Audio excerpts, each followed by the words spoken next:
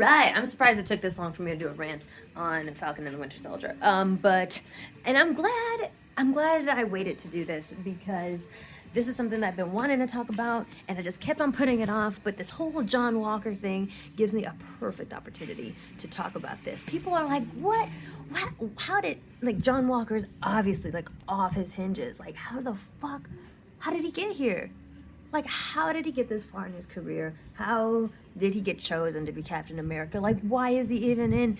And now I'm about to tell a very dirty little military secret about mental health and race. And it, interestingly, is one of the very rare occurrences in which white privilege is bad for white people in a way that you probably wouldn't know if you're on the outside. So let me say, in my experience, in the military, people of color, mental health is not fucking taken seriously at all. The stereotype still exists that we are beasts of burden to be worked until we are fucking dead. That still exists because my personal experience, I was abused, harassed, stalked by my boss. I wanted to die every day. I was dissociating. I couldn't remember driving home. I was losing it. Jesus, hurry the fuck up. I was losing it. I was fucking losing it, dissociating, whatever, wanting to die every day. I went and knocked on every door on base that I possibly could, not just mental health, the mission support group commander, the wing fucking commander, the chaplain, everybody. I was like, I can't do this. I am literally mentally unstable. I didn't want to turn into a John Walker. That's what I didn't want to do. I didn't want to turn into a John Walker. And I didn't want to be, like, I was like, I can't do this anymore. I am not mentally stable. It's not my fucking fault, but I am not mentally stable and I can't do this anymore. At the time, I was like, I don't care who you blame. I really don't care who you blame. You can pin it all on me. I don't care. You can pin it all on me. You can pin it on whoever. I don't care. I just want to get out because I just can't do this anymore. And literally every place that I went was like, you'll be fine. Walk it off. Being dramatic. Like, there's nothing we can do. Nothing we can do. Nothing we can do. And then my white friends will go to therapy for mild depression 1 or 2 times, and all of a sudden, they're in trouble for getting kicked out of the military. Another officer, a white girl, was in for 6 months. Was in active duty for 6 months. Same class at the academy, whatever, was in for 6 months, got med-boarded, medically separated for anxiety within 6 months of arriving on base and having mild disagreements with her fucking boss, which she really thought was the same as my situation. I had 4 disorders: PTSD, generalized anxiety disorder, major depressive disorder, panic disorder. 4. I slap it down. I'm like, is this enough to get me the fuck out of the military? Because I can't function. They're like, no, this bitch gets separated for mild anxiety. Not separated, medically retired, by the way. Medically retired, which means she receives a retirement check every single month. I have to fight the VA for it. Now, where am I going with this? White feelings are coddled, just like they are in the outside world. Coddled even when the white people don't want them to be. Now, in that girl's case, obviously she was looking for a way out. Okay, just like I was. And even though even though we were either just as severe or I was more severe, she got what she needed and I didn't. She got what she wanted. I didn't get what I needed.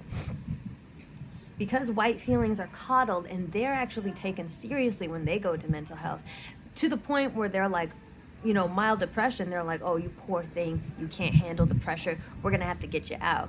That's how they're handled. Poor thing, you can't handle it, we're gonna have to kick you out. With black people, people of color, they're like, suck it up, we're gonna use you to the last fucking drop until you fucking die or until your contract is up, whatever. And then people commit suicide and they have the nerve to be like, why is the suicide rate so high? Bite me. Because white feelings are taken way more seriously in mental health. And this is not a hypothetical.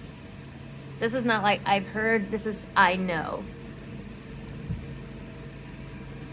Mental health professionals will tell white people to not report certain mental health concerns if they want to have a long career. Someone will go into mental health and be like, I think I have bipolar or whatever. I think I have bipolar disorder. I think I have, some pretty bad anxiety. We'll go in, like, I think I have this. And the therapist will literally be like, do you want to have a career? Do you want to do 20 years in the military? That person will be like, I mean, maybe, yeah, sure. And then the mental health person will literally be like, okay, well, this conversation never happened. Because if you report as having these issues or whatever, you might be med boarded and forced to separate.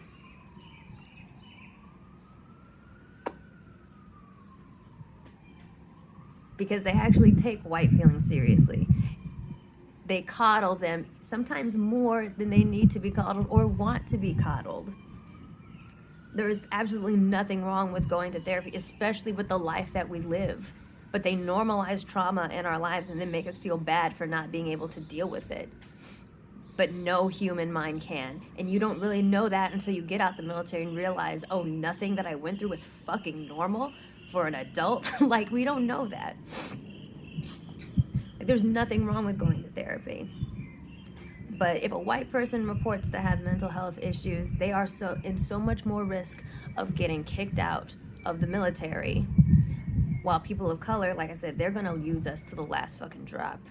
So we could be screaming for help, everything short of we're gonna kill ourselves, and they'll be like, whatever. A white person they'll take seriously. But because of that, mental health professionals will, under the radar, be like, don't say anything or else you'll be kicked out. And so what you got now is a bunch of mentally unstable people walking around, mostly white people that need help, white people that probably know that they need help, but can't because they're afraid to lose their fucking job.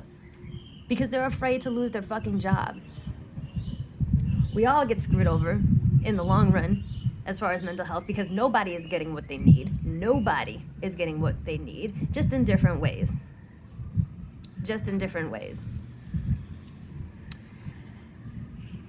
And some people's minds are completely blown over it. I did a small video about it on TikTok, and there's a whole bunch of soldiers, Marines, airmen, sailors commenting like this is 100% true. This is 100% true. 100. As a matter of fact, me with all of my fucking problems, they tried to pressure me to stay in longer. With all of my fucking issues. After I'm like, I need to get out. I'm not fit for service. I don't care whose fault it is. I'm not fit for service. They tried to pressure me to stay in longer. While my white friends going in for mild depression are all of a sudden now trying to fight being kicked out, and they don't want to be kicked out. They don't want to be kicked out for whatever reason, whether it's because they really like the military. Sometimes you're just afraid of losing your job because by now you probably have a fucking family that you need to provide for, and a retirement check is not going to cut it to support 3-4 kids like some military families have.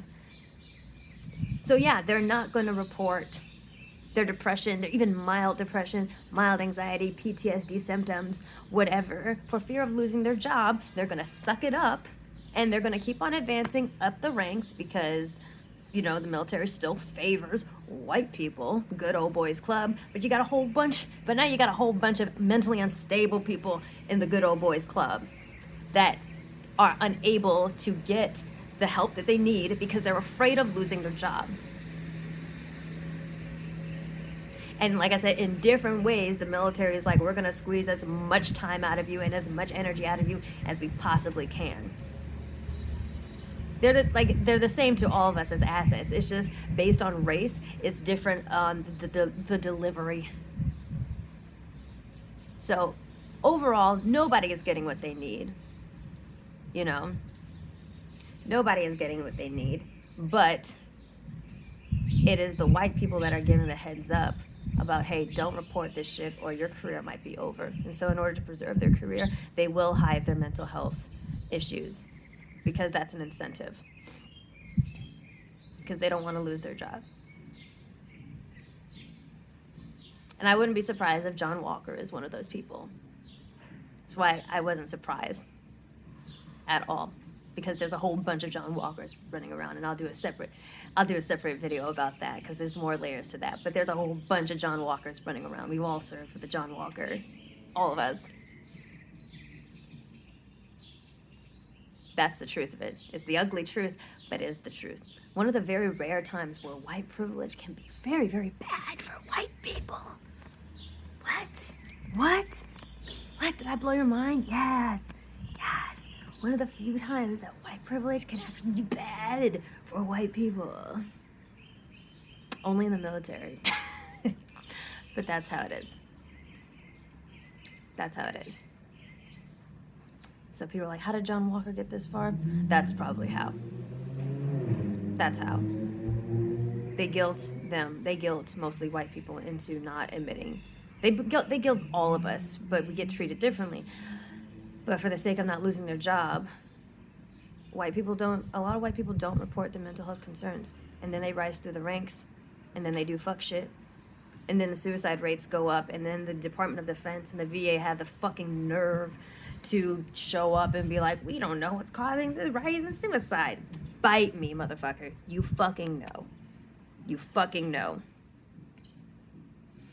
Even though the racism element is definitely there, and people of color still get screwed disproportionately, everyone's getting screwed.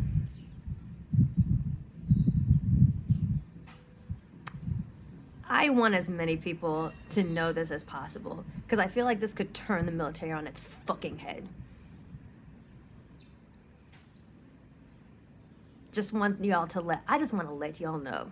You hate John Walker?